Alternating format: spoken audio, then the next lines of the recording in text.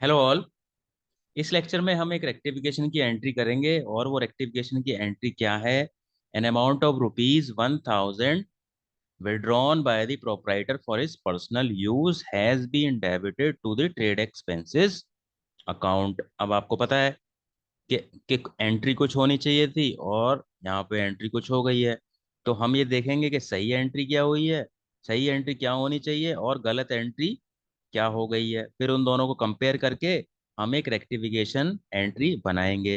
तो सही एंट्री क्या होनी चाहिए।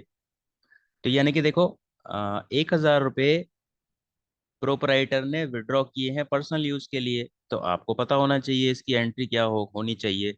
इसकी एंट्री होगी ड्रॉइंग्स अकाउंट डेबिट टू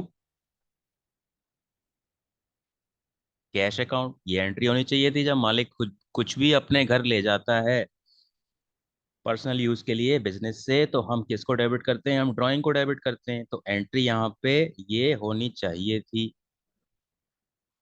अब देखो गलत एंट्री क्या हो गई है। गलत एंट्री क्या हो गई है, इस चीज को आपने ट्रेड एक्सपेंसेस अकाउंट में डेबिट कर दिया है। किसकी जगह कर दिया है, ड्राइंग की जगह कर दिया है। तो आपने क्या एंट्री बना दी है, आपने एंट्री बना दी है trade expenses account debit to cash account 1000। तो देखो एक सही एंट्री है और एक गलत एंट्री है। तो अब हमें इसको कंपेयर करना है। कंपेयर आप कैसे करोगे,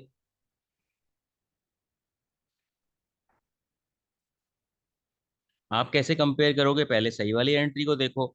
सही वाली एंट्री में ड्राइंग यहाँ पे डेबिट हुआ है। तो क्या जो हमने गलत किया है उसमें ड्राइंग को डेबिट किया है, नहीं किया है। तो यानी कि ड्राइंग डेबिट होना चाहिए था लेकिन ड्राइंग डेबिट नहीं हो पाया है। तो यहाँ पे जब रेक्टिफिकेशन एंट्री आप बनाओगे तो सबसे पहले क्या करोगे, आप ड्राइंग को डेबिट कर दोगे। ड्राइंग्स अकाउंट डेबिट 1000 रुपये से। तो ड्राइंग अकाउंट डेबिट हो गया तो ड्राइंग अकाउंट की गलती सुधर गई है, अब इसको काट दो। उसके बाद दूसरा अकाउंट क्या है, कैश अकाउंट है। कैश अकाउंट देखो सही में क्रेडिट होना चाहिए था और गलत में भी क्रेडिट हो गया है। तो आप ये देखो कैश अकाउंट में कोई एरर है ही नहीं।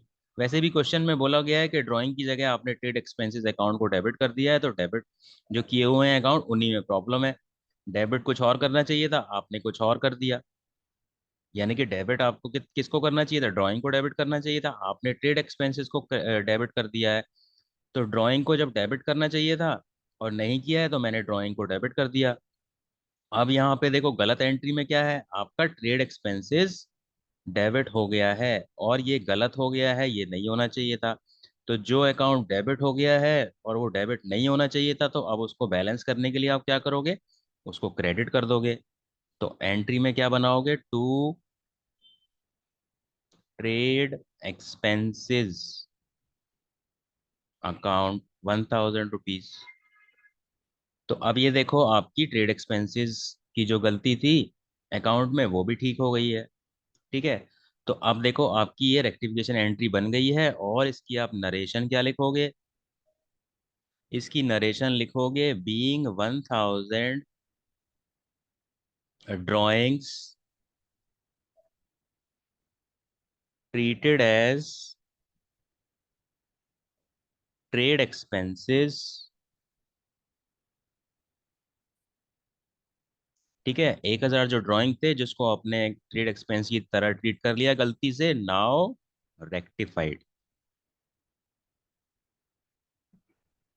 तो अब मैंने रेक्टिफिकेशन की एंट्री कर दी है और मैंने लिख भी दिया है कि अब मैंने इसको रेक्टिफाई कर लिया है।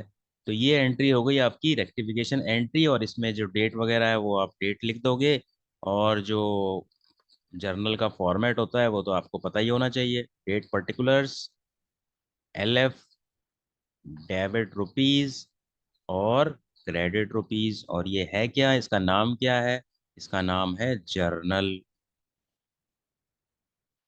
ठीक है। तो इस तरीके से हम इस गलती को सुधारेंगे। तो हमने सही एंट्री बनाई और गलत एंट्री बनाई, दोनों को एक एक करके सारे अकाउंट को कंपेयर किया जो होना चाहिए था नहीं हुआ, उसको हमने डेबिट कर दिया, और जो गलत हो गया उसको हमने उल्टा कर दिया, क्रेडिट कर दिया, तो वो बैलेंस हो गया, वो एरर रेक्टिफाई हो गई। So that is it for this lecture, thank you.